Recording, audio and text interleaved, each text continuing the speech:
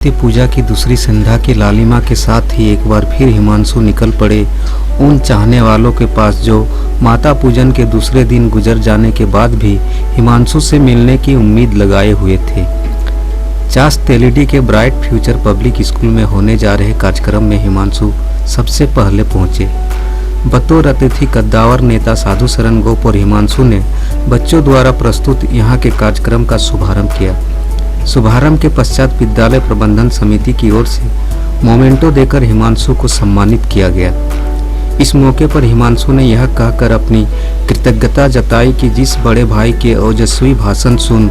वे बड़े हुए हैं, उन्हीं के समक्ष बोलने का मंच मिलना उनके लिए किसी फक्र से कम नहीं है। सबसे पहले इस मंच पर उपस्थित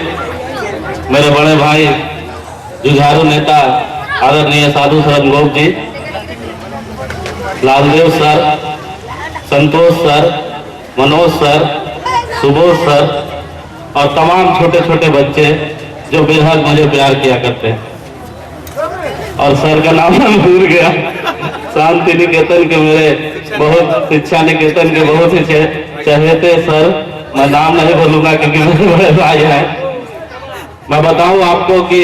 आज मैं बेहद खुश हूं क्योंकि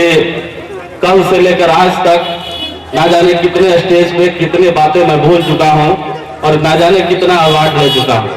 लेकिन मुझे बेहद खुशी आज है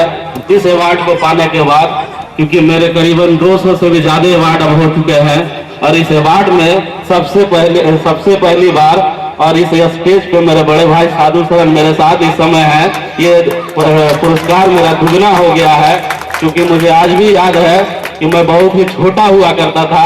और मेरे बड़े भाई उस समय बोकारो के चहेते राजनीतिक दल के एक बड़े कद्दावर नेता हुआ करते थे, अभी भी है, लेकिन ये सौभाग्य मुझे मिलेगा मैंने कभी नहीं सोचा था, क्योंकि जब ये बोला करते थे तो मैं नीचे से सुना करता था और सीखा करता था कि भैया कैसे कैसे बोला करते हैं। आज ये सौभाग्य मिला कि भैया के सामने मैं बोल रहा हूँ, ना जाने किस तरह बोल पा रहा हूँ, अच्छा बोल रहा हूँ कि नहीं भगवान जाने,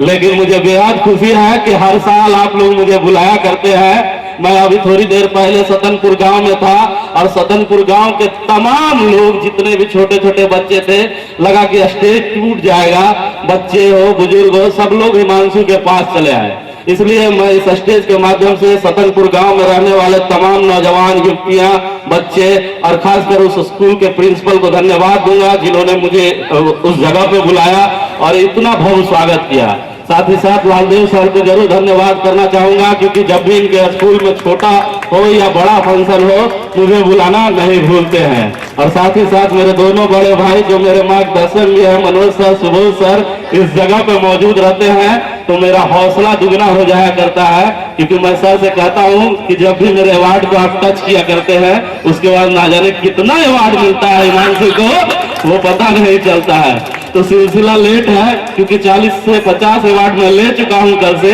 लेकिन अब सर ने छू दिया है तो लगता है कि इस बार शौक पूरा हो ही जाएगा। बोकारो के सुप्रसिद्ध पत्रकार, बोकारो के आम नागरिक, साथ साथ झारखंड के बहुत बड़े हिस्से के दर्शकों के पसंदीदा एंकर हम लोग पप्पू जी बोलते हैं कि छोटे भाई हैं, लेकिन आज गर्व होता है कि झारखंड के बहुत बड़े हिस्से के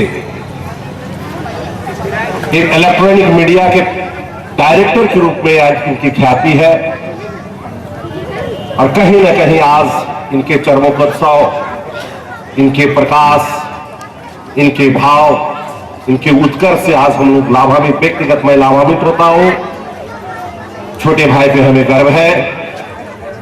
और मैं इन्हें शुभकामना देता हूं। शुभकामना मैं जरूर दे रहा हूं कि आगे उज्जवल भविष्य है और आगे जाए, लेकिन इन्होंने भविष्य को भी अपने बल पे अपने रास्ता को बनाया है, भविष्य को भी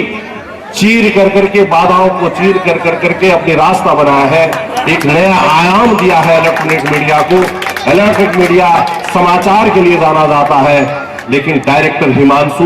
जाना जाता है घर घर उस लोगों को बैठे हुए दर्शन कराने के लिए जो असहाय है, पूरे देश का भ्रमण करने के लिए। मैं पुनः इन्हें शुभकामना के साथ साथ अभी तक के वे सभी कार्यों के लिए बधाई देता हूं और आशा करता हूं कि इनका भविष्य इतना उज्जवल हो, इनके दर्शन मात्र से ही देश दर्शन लोगों को होगा। बहुत बहुत शुभकामनाएं पप्पू जी,